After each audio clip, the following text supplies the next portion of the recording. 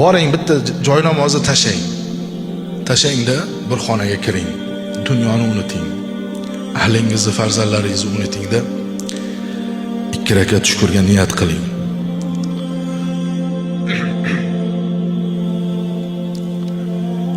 Sajda qilib Allohga shukr qiling. Buni hech kimga aytmang.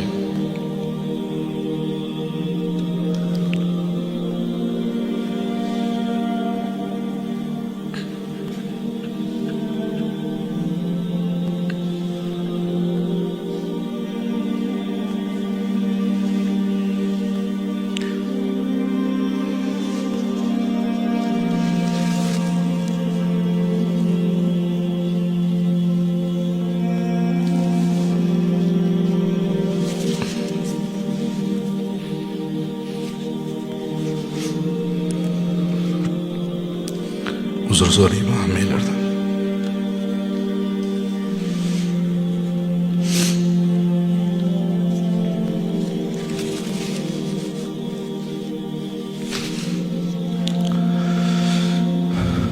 Bundan 3-4 kun avval peshin namozini o'qir ekanmiz.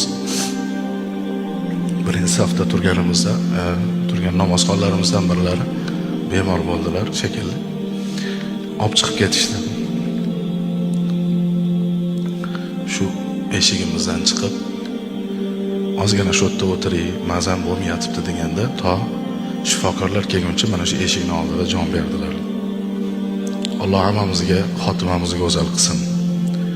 Innamal a'malu bil xawatim. Payg'ambarimiz aytganlar, amallar xotimaga ko'ra bo'ladi. Inson hayotda ko'p xatoga yo'l qo'yadi. Xosatan mana shu xatochilarning eng yomoni menman. Shu insonga Allohning baytida qadam bosib namoz o'qish nasib qilib va Allohning baytida jon berish nasib qildi. Alloh maqomlarini baland qilsin, hisob kitoblarini oson qilsin, jannatiga dohil qilsin.